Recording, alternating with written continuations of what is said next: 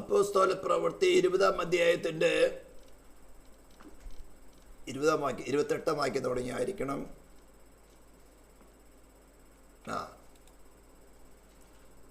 നിങ്ങളെ തന്നെയും താൻ സ്വന്തം രക്തത്താൽ സമ്പാദിച്ചിരിക്കുന്ന ദൈവത്തിന്റെ സഭയെ മേയിപ്പാൻ പരിശുദ്ധാത്മാവ് നിങ്ങളെ അധ്യക്ഷരാക്കി വെച്ച ആട്ടിൻകൂട്ടത്തെ മുഴുവനും സൂക്ഷിച്ചുകൊള്ളുവിൻ. ഭരിക്കുന്നവന്റെ ഉത്തരവാദിത്വത്തിന് ബേസ് കിടക്കുന്നത് എവിടെയാണ്?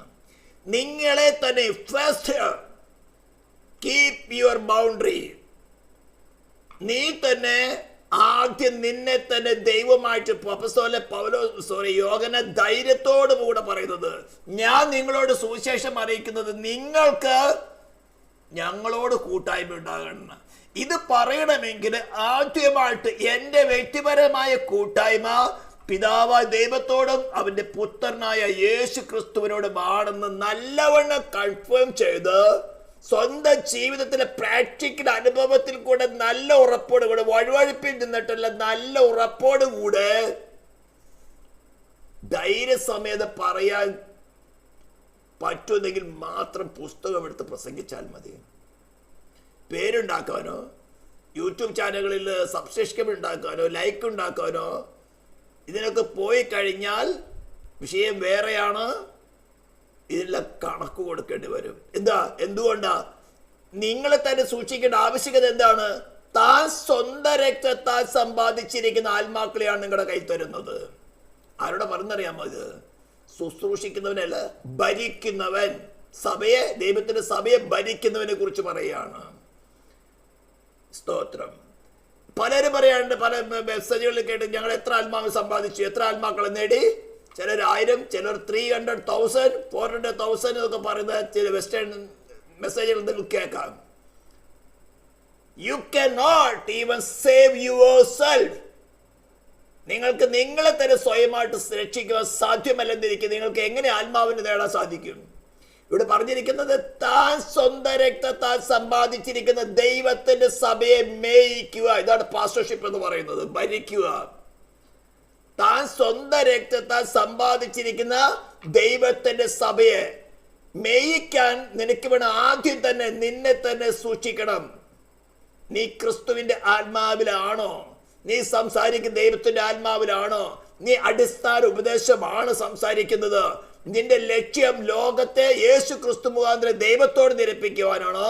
അല്ലെങ്കിൽ ദൈവത്തിന്റെ സ്വരൂപത്തിന് സാദൃശ്യത്തിൽ സൃഷ്ടിക്കപ്പെട്ടാണ് മനുഷ്യരെ വ്യാജ ഉപദേശം കൊണ്ടും ദുഷ്ടാത്മാവ് പ്രവർത്തിക്കുന്ന പ്രവർത്തികൾ കൊണ്ടും അടയാളങ്ങളും അത്ഭുതങ്ങളും കാണിച്ചുകൊണ്ട് ലോകത്തോട്, സേറ്റാനോട് നിരപ്പിക്കുകയാണ് നിന്റെ ശുശ്രൂഷ ചെയ്യുന്നത്. ഒരു ആത്മാവ്, ഒരു വ്യക്തി, അവൻ പാപത്തിന്റെ ചേറ്റിൽ കുളിച്ചു കിടന്നാലും കർത്താവിന് അവരെ രക്ഷിക്കാൻ സാധിക്കും മറ്റൊരുത്തിനെ കൊണ്ട്. ഉരിയാടായ കഴുത സംസാരിച്ചുകൊണ്ട് ബലിയാമിന്റെ ബുദ്ധിഭ്രമത്തെ തടുത്തു. ദൈവത്തിന് സാധിക്കും. ഭരിക്കുന്നവൻ ഉത്സാഹത്തോടെ എന്ന് പറയാം. എന്ത് കാര്യത്തിൽ ഉത്സാഹം കാണിക്കേണ്ടത്? ദശാംശം വാങ്ങുവാനല്ല, ആളെ കൂട്ടുവാനല്ല. ഇന്ന് മലയാളക്കാരെ, പ്രത്യേകിച്ചും കേരളത്തില്, ആളെ കൂട്ടുക. രക്ഷിക്കപ്പെട്ടോ, സ്നാനപ്പെട്ടോ? അടുത്ത ചോദ്യം എന്താ അറിയാമോ? ഏത് സഭയിലാണ് പോകുന്നത്? IPC ആണെങ്കിൽ നമ്പർ 1, ചർച്ച് ഓഫ് ഗോഡ് ആണെങ്കിൽ നമ്പർ 2, AG ആണെങ്കിൽ നമ്പർ 3. സ്വതന്ത്ര സഭ. നിന്നെ കുച്ചിയുടെ സ്ഥലമുണ്ടോ? നിന്റെ പെങ്കൊച്ചിനെ ആരാ കെട്ടുന്നേ? നോക്കുന്നത് നീ ഗുണപ്പെട്ടിട്ടില്ല. നീ തേടുന്നത് ക്രിസ്തുവിനെയല്ല, വേറെ സഭ മതം മാറ്റമാണ് നടന്നത്. അതിനൊക്കെയാ ഇവിടെ സർക്കാർ നിയമം കൊണ്ടുവരുന്നത്, നല്ല അടി കൊടുക്കുന്നത്. കർത്താവ് തന്നെയാ വടി കൊടുത്തിരിക്കുന്നത്. താൻ സ്വന്തം രക്തത്താൽ സമ്പാദിച്ചിരിക്കുന്ന ദൈവത്തിന്റെ സഭ. ഇനി ഒരുവൻ പോലും പറഞ്ഞേക്കും ഞാൻ ഇത്ര ആത്മാക്കളെ നേടി. You cannot save yourself. എന്നാൽ ഒരു ആത്മാവിനെ ദൈവത്തോട് നിരപ്പിക്കുമെന്നൊക്കെയാണ് കർത്താവെ, ഈ മൺകൂടാരത്തിനോട് നിനക്ക് കൃപ തോന്നുന്നല്ലോ. നീ സംസാരിക്കുക കർത്താവ്, നീ പ്രവർത്തിക്കുക. ഈ വ്യക്തിയോട്, എന്റെ മുമ്പിൽ നിൽക്കുന്ന ഈ വ്യക്തിയോട് സുവിശേഷം പറയാൻ നിനക്ക് താല്പര്യമുണ്ടെങ്കിൽ നീ വിളിക്കുന്നവനാണ്, നീ ആകർഷിച്ചോളെ, നിന്റെ വായ് തന്നെത്താൻ തുറക്കും. ദൈവം സാഹചര്യം ഉണ്ടാക്കും. ദൈവം ആഗ്രഹിക്കുന്ന നിലവാരത്തിലേക്ക് സംസാരിക്കും. കേൾക്കുന്നവൻ രക്ഷ പ്രാപിക്കാൻ ഇടയായി തീരും. നിന്നെ കൊണ്ട് എന്ത് ചെയ്യുവാനാ? നിന്റെ കയ്യിൽ എന്ത് തന്നിട്ടുണ്ടോ അത് മാത്രം. പക്ഷെ നീ അവിടെ ഒന്നുമല്ല. താൻ സ്വന്തം രക്തത്താൽ സമ്പാദിക്കാൻ നോക്കുന്നത്. ഹല്ലേലൂയ. വീട് പണിയുന്നതിന് മറ്റു പണികൾക്ക് നമുക്ക് അനേക പണിയായുധങ്ങളുണ്ട്. അതിലത്തെ ഒരു പണിയായുധം മാത്രം, ഒരു പണിയായുധവും ഈ വീട് ഞാൻ നിർമ്മിച്ചു എന്ന് പറയില്ല. അതത്ര അവിടെ നിൽക്കട്ടെ. സഭയെ മേയിപ്പാൻ പരിശുദ്ധാത്മാവ് നിങ്ങളെ അധ്യക്ഷരാക്കി വെച്ച ആട്ടിൻകൂട്ടത്തെ ഈ ഡ്യൂട്ടി നിയോഗിച്ച് തരുന്നത് ദൈവത്തിന്റെ പരിശുദ്ധാത്മാവാണ്. സെൻട്രൽ പാസ്റ്റർ അല്ല. സെൻട്രൽ പാസ്റ്ററിന് പാരിതോഷികം കൊടുത്തിട്ട് ബാക്ടോറി കൂടെ ചെറിയൊരു ഇൻഫ്ലുവൻസ് കൊടുത്തിട്ട് നേടുന്നതല്ല പാസ്റ്റർഷിപ്പ്. സ്തോത്രം. സ്വർഗത്തിൽ തരുന്ന നിനക്ക് കൈവെപ്പുണ്ടോ? വചനം എടുത്ത് കോട്ട് ചെയ്യാം. കർത്താവ് തരുന്ന കൈവെപ്പുണ്ടെങ്കിൽ, കർത്താവ് തരുന്ന വചനമുണ്ടെങ്കിൽ, കർത്താവിന്റെ ആത്മാവിൽ വസിക്കുന്നവന്റെ പിതാവ് ആകർഷിച്ചവൻ നിന്റെ അടുത്ത് കൊണ്ടുവരും, അല്ലെങ്കിൽ നിന്റെ അവിടത്തേക്ക് എത്തിക്കും. ആരാ ചെയ്യുന്നേ? പരിശുദ്ധാത്മാവ്. അപ്പോൾ ഇത് വളരെ വ്യക്തമാക്കി മനസ്സിലാക്കാൻ, ഭരിക്കുന്നവൻ ഉത്സാഹത്തോടെ എന്ന് പറയും. ഉത്സാഹത്തിൽ എന്തിലേക്ക് വേണ്ടത്? നിന്നെ തന്നെ സൂക്ഷിപ്പാൻ. രണ്ടാം തലമുറയ്ക്ക് സുവിശേഷം കൈമാറുമ്പോൾ അപ്പോസ്തലൻ പൗലോസ് തിമോഥെയോസിന് പറയുന്നത്, നിന്നെ തന്നെയും നിന്റെ ഉപദേശത്തെ കാത്തുകൊള്ളുക. ഇതിവിടെയാണ് തെറ്റുപറ്റിപ്പോയത്. ശരീരത്തിനകത്ത് പല അവയവങ്ങളുണ്ട്. അവയവങ്ങളെല്ലാ അവയവങ്ങൾ പ്രവൃത്തിയൊന്നല്ല. എന്നാൽ പലരായ നാം ക്രിസ്തുവിൽ ഒരു ശരീരമായിരിക്കുന്ന സമയത്ത് വേറെ എക്സ്റ്റേണൽ ബോഡി, നമ്മുടെ ഹ്യൂമൻ ബോഡിക്ക് തന്നെ വേറൊരു എക്സ്റ്റേണൽ ബോഡി കടന്നു വന്നാൽ, ഒരു രോഗാണു കടന്നു വന്നാൽ ഉടനെ നമ്മുടെ ശരീരം ടെമ്പറേച്ചർ കൂട്ടുക. അതിനെ റിജക്റ്റ് ചെയ്യാതൊക്കെ വേണം. ഏത് മാർഗത്തിൽ കൂടെ റിജക്റ്റ് ചെയ്യാൻ പറ്റുമോ അതിൽ കൂടെ റിജക്റ്റ് ചെയ്യാതൊക്കെ. ചിലപ്പോൾ ഡയറി ആയിരിക്കും സംഭവിക്കുന്നത്, വയറിളക്കമായിരിക്കും, ചിലപ്പോൾ വോമിറ്റിംഗ് ആയിരിക്കും, ചിലപ്പോൾ ടെമ്പറേച്ചർ കൂട്ടും. പക്ഷെ നല്ലൊരു വൈദ്യന്റെ അടുത്ത് ചെല്ലുകയാണെങ്കിൽ വൈദ്യൻ ഈ സിംറ്റംസിനല്ല ട്രീറ്റ് ചെയ്യുക, ഇതിന്റെ കോസ് എന്താണ്, ഇതിന്റെ കാരണം എന്താണെന്ന് കണ്ടുപിടിക്കും, അതിനെ ട്രീറ്റ് ചെയ്യും.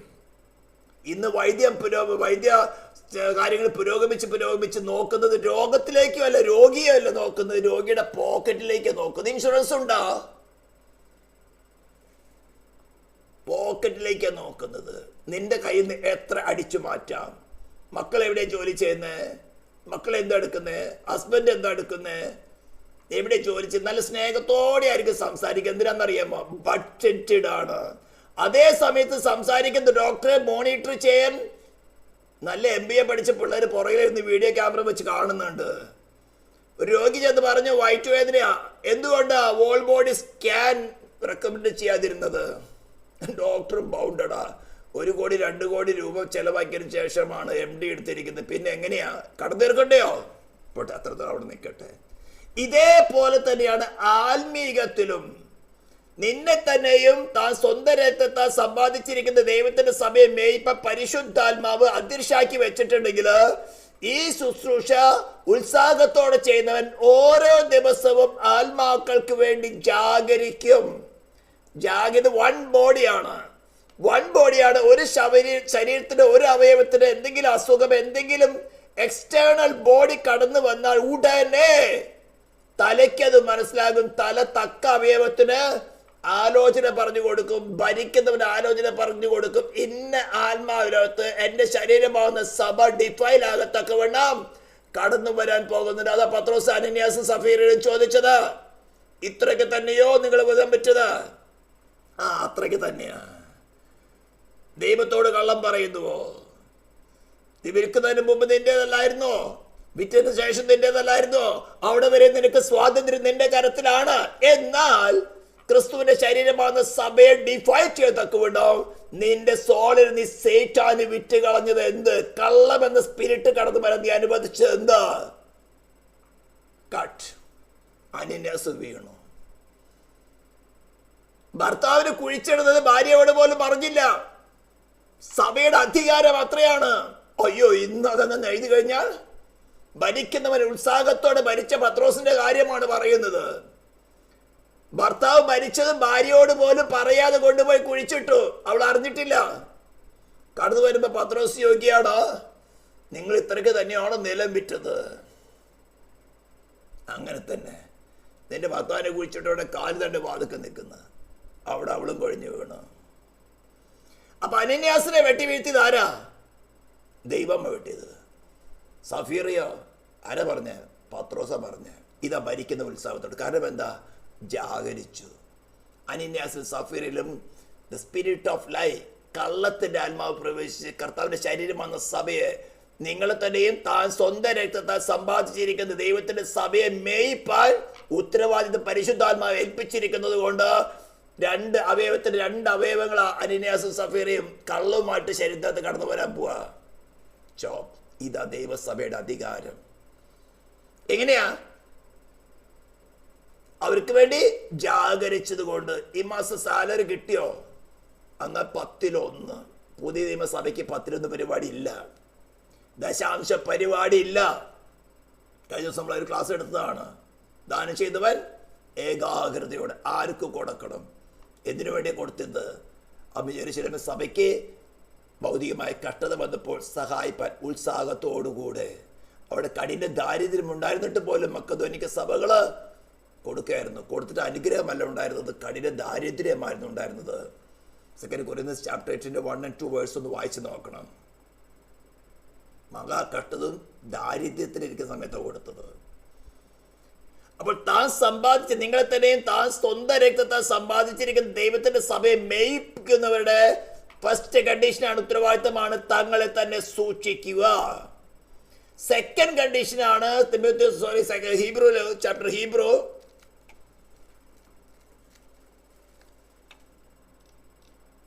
എബ്രായർക്കെഴുതിയ ലേഖനം 13-ാം അധ്യായം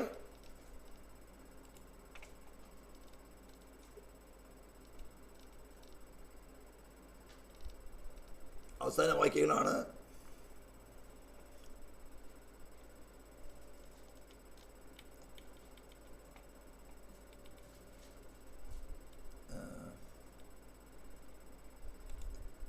Verse 17, Hebrew chapter 13 verse 17.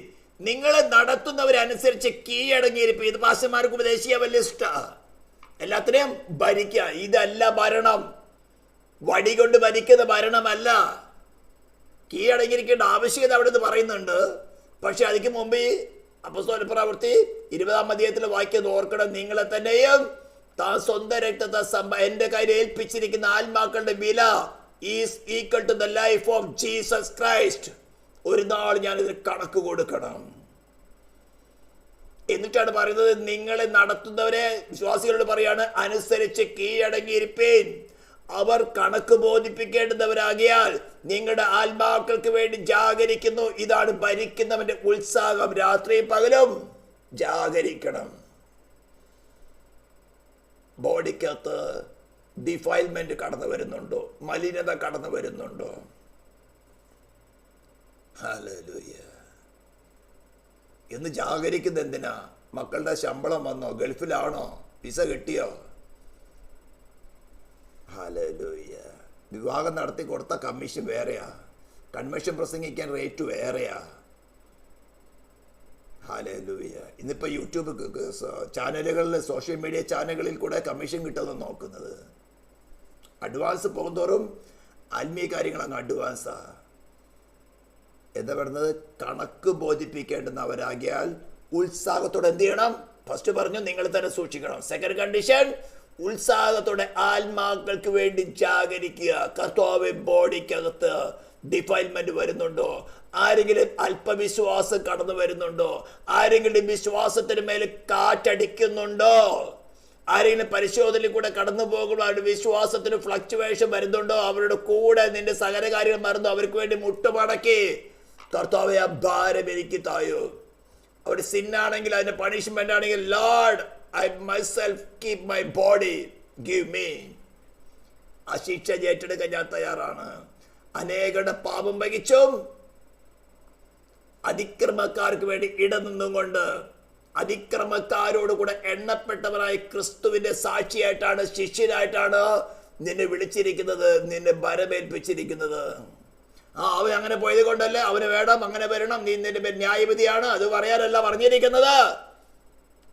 ആ ഭാരം നീ ഏറ്റെടുക്കണം, ആ ശിക്ഷ ഏറ്റെടുക്കണം. മരണം പോയതുമായാലും ചിലപ്പോൾ ഏറ്റെടുക്കേണ്ടി വരും. ഇതെല്ലാം അനുഭവിച്ചിട്ടാണ് പറയുന്നത്. ഒരുവൻ പാപം ചെയ്തിട്ട് അവന്റെ മേൽ മരണം വരികയാണെങ്കിൽ അവൻ അറിയാതെ ചുണ്ടു പോയിട്ട് സ്ലിപ്പാണെങ്കിൽ ദൈവത്തിന്റെ നീതി അനുസരിച്ചുകൊണ്ട്, ദൈവരാജ്യത്തിന്റെ നിയമം അനുസരിച്ചുകൊണ്ട് ശിക്ഷിക്കാതെ ക്ഷമിക്കുവാൻ സാധ്യമല്ല. ഒരുവൻ വല്ല തെറ്റിലും അകപ്പെട്ടു പോയാൽ, ഗലാത്യർ 6:1 ആത്മീകരായ നിങ്ങൾ എന്ന് പറഞ്ഞ those who are controlled by the spirit of God, ആ പെർട്ടിക്കുലർ സബ്ജക്റ്റിൽ എങ്ങനെ ഇടപെടണം എന്ന് ദൈവത്തിന്റെ പരിശുദ്ധാത്മാവ് നിയന്ത്രിക്കുന്നതനുസരിച്ചുകൊണ്ട്. അനേക ദൈവദാസന്മാർ മോറൽ സിന്നിൽ വീണു പോകുന്നത് അങ്ങനെയാ. ദൈവത്തിന്റെ ആത്മാവിന്റെ നിയന്ത്രണമൊന്നുമില്ലാതെ അവർ നിരപ്പിക്കാൻ പോകും. പ്രത്യേകിച്ചും കുടുംബ വഴക്കിലിരിക്കുന്നവർ, ഭാര്യ വേറെ കൗൺസിലിംഗ്, ഭർത്താവിന് വേറെ കൗൺസിലിംഗ്, അവസാനം ഭർത്താവ് പുറത്ത്, പാസ്റ്റർ ഭർത്താവായി തീരും. എത്ര പേർക്ക് സംഭവിച്ചിട്ടുണ്ട്? ഇവിടെ പറഞ്ഞിരിക്കുന്നു ഉത്സാഹത്തോടെ ഭരിക്കുന്നവൻ ഉത്സാഹത്തോടെ ആത്മാക്കൾക്ക് വേണ്ടി ജാഗരിച്ചിരിക്കുന്നു. ജാഗരിക്കുമ്പോ അറിയാം എന്താ കുഴപ്പ്. ഇങ്ങനെ ജാഗരിച്ചിട്ട് പറയാണ് വിശ്വാസത്തിൽ സഹോദര സഹോദരി, ഈ ദിവസങ്ങളിൽ വിശ്വാസത്തിൽ ചെറിയ കുറവുണ്ടല്ലോ. എന്താ സംഭവിക്കുന്നത്? നിന്റെ ബന്ധങ്ങൾ ആരുമായിട്ടാണ് നിന്റെ കമ്മ്യൂണിക്കേഷൻ നടക്കുന്നത്? ആരുമായിട്ടാണ് നിന്റെ വ്യവഹാരങ്ങൾ നടക്കുന്നത്? നീ എത്ര സമയം ദൈവത്തിൽ ഇരിക്കുന്നുണ്ട്? എത്ര സമയം നീ ദൈവം ധ്യാനിക്കുന്നുണ്ട്? ഇതൊക്കെ ചോദിക്കുമ്പോ ഞാൻ 24 മണിക്കൂർ ദൈവത്തോടാണ്. പിന്നെ പാസ്റ്റർ കളനായി. ഇതൊക്കെ വളരെ അനുഭവങ്ങൾ അനുഭവിച്ചുകൊണ്ടാണ് പറയുന്നത്. വ്യഭിചാര പ്രവൃത്തി ചെയ്തുകൊണ്ട് കട്ടുമേശയ്ക്ക് കടന്നു വരുന്നതിന് മുമ്പേ, 1 മാസം മുമ്പേ തന്നെ അവർ ട്രാപ്പിലാകാൻ പോകുന്നതിന് മുമ്പേ തന്നെ പിടിച്ച ബന്ധപ്പെട്ട ആൾക്കാരോട് ചോദിച്ചിട്ടുണ്ട്, മോന്റെ വഴി ശരിയല്ലല്ലോ, എന്താ കുഴപ്പം? ഒരു കുഴപ്പമില്ല, അവൻ പാസ്റ്ററുടെ കുടുംബത്തിലാണ് ജനിച്ചു വളർന്നത്. അച്ചായ പാസ്റ്റർ കുടുംബത്തിലാണ് ജനിച്ചു വളർന്നൊക്കെ ആയിരിക്കും, ശരിയായിരിക്കും. പക്ഷെ ഇപ്പോൾ മോന്റെ വഴി ശരിയല്ലല്ലോ. കാരണം ഇവിടെ അവനെന്ന് കൊണ്ടുവരണം. പിടിതരില്ല, അവനറിയാം, പിടിതരില്ല. പക്ഷേ അവന് സഭയ്ക്കകത്ത് സ്ഥാനമില്ല, പുറത്ത്. അപ്പോൾ പാർട്ടി എൻ്റെ അടുത്ത് പറയായിരുന്നു, പാസ്റ്റർ അങ്ങനെ ഒരിക്കലും ചെയ്യാൻ പാടില്ല, ആത്മാവ് നഷ്ടപ്പെട്ടു പോകില്ല. നഷ്ടപ്പെട്ട് കഴിഞ്ഞു ഓൾറെഡി. നല്ല ഡോക്ടർ എന്താ ചെയ്തത്? രോഗത്തിന്റെ കോസ് എന്താണെന്ന് കണ്ടുപിടിക്കും, റീസൺ എന്താണെന്ന് കണ്ടുപിടിക്കും. സിംറ്റംസിനെ അല്ല ചികിത്സിക്കുന്നത്, പോക്കറ്റിനെ അല്ല ചികിത്സിക്കുന്നത്. രോഗം അധിക്കുന്ന കാരണം എന്താണ്, അതിനെ ചികിത്സിക്കുക. എന്താ? താൻ സ്വന്തം രക്തത്തെ സമ്പാദിച്ചിരിക്കുന്ന ദൈവത്തിന്റെ സഭയെ മേയിപ്പാൻ, ഭരിക്കുവാൻ. മേയിക്കണമെങ്കിൽ പല കാര്യങ്ങളും ചെയ്യണം. ഇത് സൂക്ഷിക്കാതിരുന്നത് കൊണ്ടാണ് 1-ാം നൂറ്റാണ്ടിലെ സഭ, അല്ലെങ്കിൽ 2nd ജനറേഷന് ശേഷം 3rd ജനറേഷൻ തുടങ്ങി ഡിഫൈലാകാൻ തുടങ്ങിയത്. അപ്പോൾ നമ്മുടെ സഭാപിതാക്കന്മാരെന്ന് പറഞ്ഞുകൊണ്ട് അവരുടെ ലേഖനങ്ങളും മറ്റു കാര്യങ്ങളൊക്കെ പൊക്കിക്കൊണ്ടുവരും കത്തോലിക്കർ, ഓർത്തഡോക്സുകാർ, ഇങ്ങനെയുള്ളവരൊക്കെ. അതിലൊന്നും ഒരു കാര്യമില്ല. നമ്മുടെ കയ്യിൽ സത്യവേദ പുസ്തകമുണ്ട്. വളരെ ലളിതമായ രീതിയിൽ ദൈവത്തിൻ്റെ ആത്മാവ് ഇത് ഗ്രഹിപ്പിച്ചു തരണമേ എന്നുള്ള പ്രാർത്ഥനയോടുകൂടി ദൈവസന്നിധിയിലിരുന്ന ഏത് മന്ന ബുദ്ധിക്കും ദൈവത്തിൻ്റെ ആത്മാവ് ഇത് ഗ്രഹിപ്പിച്ചു കൊടുക്കും. ഇതിന് വലിയ PhD ഒന്നും വേണ്ട, ഹീബ്രും ഗ്രീക്കൊന്നും പഠിക്കേണ്ട. കർത്താവേ, എനിക്കറിയാവുന്ന ഭാഷയിൽ ഈ ദൈവവചനം എൻ്റെ സൃഷ്ടിതാവിന്, എൻ്റെ രക്ഷിതാവിന്, എൻ്റെ വീണ്ടെടുപ്പുകാരൻ്റെ മൊഴികൾ എൻ്റെ രക്ഷയ്ക്ക് വേണ്ടി തന്നിട്ടുണ്ടല്ലോ. പാസ്റ്ററാവാൻ വേണ്ടി വേണ്ട, ഭരിക്കവന് വേണ്ടി എനിക്ക് രക്ഷ പ്രാപിക്കണം. എനിക്ക് വേണ്ടി പാപയാഗമായി തീർന്ന ആ യാഗപീഠത്തോട്, ആ ബന്ധിരുന്ന യാഗപീഠത്തോട് എനിക്ക് ബഹുമാനം ഉണ്ടാകണം. എന്നെ അതിനോട് ചേർത്ത് കണ്ടറ. കർത്താവേ, പാപിയും ദോഷിയുമായി ഞാൻ ബന്ധേരിയുടെ സ്ഥാനത്ത് നീ എനിക്ക് പകരമായിട്ട് ബന്ധെരിഞ്ഞല്ലോ.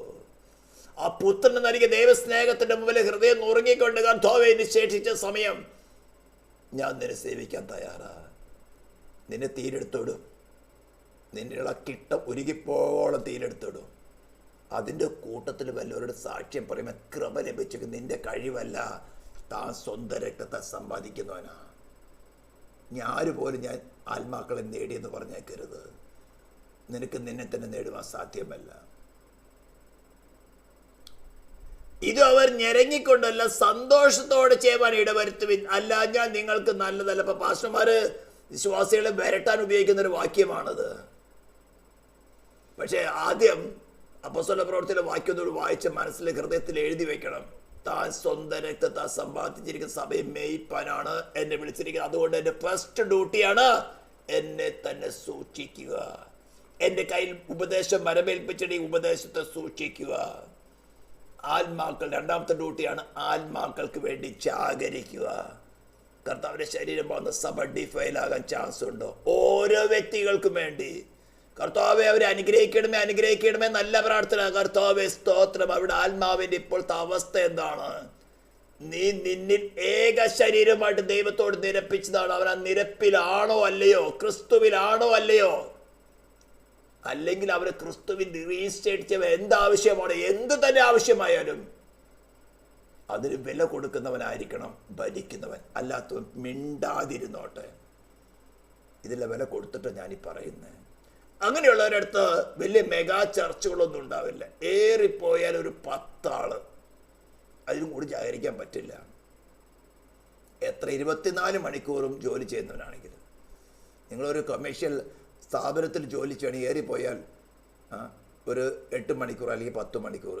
ഏതെങ്കിലും മാനേജർ പോസ്റ്റിലേക്ക് വന്നാൽ ചിലപ്പോൾ ഒരു പ്രൊജക്റ്റ് അല്ലെങ്കിൽ ചില മാസങ്ങളുടെ കണക്ക് കൊടുക്കുക, അതിനുള്ള ബെനിഫിറ്റ് ഉണ്ടാവും, ജാഗരിക്കേണ്ടി വരും. പക്ഷെ ആത്മീക ശുശ്രൂഷ എന്ന് പറയുന്നത് ഭരിക്കുന്നവൻ 24 മണിക്കൂർ 24/7, ആഴ്ചയിൽ 7 ദിവസം 24 മണിക്കൂറും ചെയ്യേണ്ട ഡ്യൂട്ടിയാണ്. ഇത് ചെയ്യുന്നുണ്ടല്ലോ എന്ന് ഭരിക്കുന്നവർക്ക് ആരും സൂക്ഷിച്ച് നോക്കുക. അല്ലെങ്കിൽ എന്ന് പറഞ്ഞിരിക്കുന്നത് കണക്ക് ബോധിപ്പിക്കേണ്ടവർ. അധികം പോകേണ്ട ആവശ്യമില്ല. ഈ 2 വാക്യങ്ങൾ സഫിഷ്യൻ്റ് ആണ്. അപ്പോസ്തലന്മാരുടെ ലേഖനങ്ങളിൽ നിന്നൊക്കെ വളരെ വ്യക്തമായിട്ട് പറഞ്ഞു. കർത്താവ് തന്നെ പറഞ്ഞിരിക്കുന്നത്, പിതാവേ നീ എനിക്ക് തന്നതൊക്കെയും വേണ്ടതുണ്ട്. വചനം നിവൃത്തി വരേണ്ടതിന് ഇസ്കറിയത്തെ യൂദ മാത്രമേ പോയുള്ളൂ. ഇവരെ ലോകത്തിൽ നിന്ന് എടുക്കണമെന്നല്ല, ലോകത്തിൽ അവരെ കാത്തുകൊള്ളണമേ. കർത്താവ് ജാഗരിച്ചിട്ടാണ് ആമേൻ ഇത് പറയുന്നത്. ഇതേ തീം തന്നെയായിരിക്കണം നമ്മുടേതും.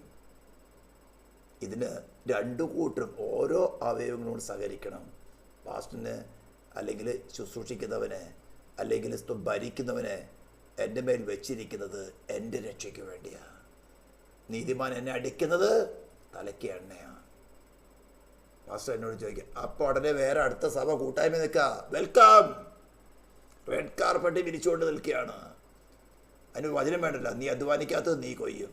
ഒരു വചനം കൂടെ കോട്ട് ചെയ്യാം. എല്ലാത്തിനും വചനം കോട്ട് ചെയ്യാം. സാധാരണ കോട്ട് ചെയ്തല്ലോ, എല്ലാത്തിനും ഇപ്പോൾ വചനം കോട്ട് ചെയ്യാം. കത്തോലിക്കിന് എല്ലാത്തിനും വചനം കോട്ട് ചെയ്യാം. ഇപ്പോൾ സ്തോത്രം. ഞാൻ ആദ്യം ദീർഘിപ്പിക്കുന്നില്ല, കാര്യം മനസ്സിലായി. ഭരിക്കുന്നവൻ ഉത്സാഹത്തോടെ നിൻ്റെ കയ്യിൽ ഏൽപ്പിച്ചിരുന്ന നിൻ്റെ തന്നെ ഉത്തരവാദിത്തം എന്താണ്? ഭരിക്കുന്ന ഡ്യൂട്ടി. നീ ഒരു കാര്യത്തിൽ ഒരാൾ ഭരിക്കുന്നുണ്ടെങ്കിൽ, ഒരാൾ ചെറിയ വലിപ്പം സഭ പാസ്റ്ററൊന്നായിരിക്കില്ല, പക്ഷെ ഒരു കാര്യം നീ ചെയ്യുന്നുണ്ടെങ്കിൽ, നീ ഒരു സീനിയർ മെമ്പർ ആണെങ്കിൽ നിനക്കൊരു ഉത്തരവാദിത്തമുണ്ട്. നീ തന്നെ വിശ്വാസത്തിൽ നിൽക്കേണ്ട ഉത്തരവാദിത്തമുണ്ട്. നിന്നെ തന്നെ സൂക്ഷിക്കേണ്ട ഉത്തരവാദിത്തമുണ്ട്. നിന്നെ നോക്കിയിട്ടായിരിക്കും ചിലപ്പോൾ മറ്റൊരു വിശ്വാസി, ഇന്നൊരാൾ വിശ്വാസം നിൽക്കുന്നുണ്ട്, എനിക്കും ആകാം. കർത്താവ് ഒരു സാക്ഷി ചിലപ്പോൾ കൊടുത്തിട്ടുണ്ടാകാം. പക്ഷെ നീ നിന്നെ തന്നെ സൂക്ഷിച്ചില്ലെങ്കിൽ നീ മാത്രം മറ്റൊരാത്മാവിന് ക്ഷീണമെന്നാൽ കണക്ക് കൊടുക്കേണ്ടി വരുവേ. സ്തോത്രം. ഞാൻ അധികം ദീർഘിപ്പിക്കുന്നില്ല. പ്രാർത്ഥിക്കാൻ. പരിശുദ്ധനും നിത്യനുമായ ദൈവമേ, സ്വർഗീയ പിതാവേ, എൻ്റെ സ്നേഹത്തിനായി കരുതലിനായി സ്തോത്രം ചെയ്യുന്നു. കർത്താവ് വചനം കേൾക്കുന്നവരുടെ ഹൃദയങ്ങളിലും ഇനി കർത്താവ് ഭാവിയിൽ കേൾക്കുന്നവരുടെ ഹൃദയത്തിലും ദൈവത്തിൻ്റെ പരിശുദ്ധാത്മാവ് പ്രവർത്തിക്കുമാറാകണമെന്ന് പ്രാർത്ഥിക്കുന്നു. ഇസ്രായേലിൽ നിന്റെ നാമത്തെ അനുഗ്രഹിച്ചുകൊണ്ട് പ്രാർത്ഥിക്കുന്ന കർത്താവ് തിരുനാമത്തെ മഹത്വപ്പെടുത്തിയാട്ടെ. യേശു ക്രിസ്തുവിൻ്റെ നാമത്തിൽ തന്നെ സ്തോത്രം. Thank you.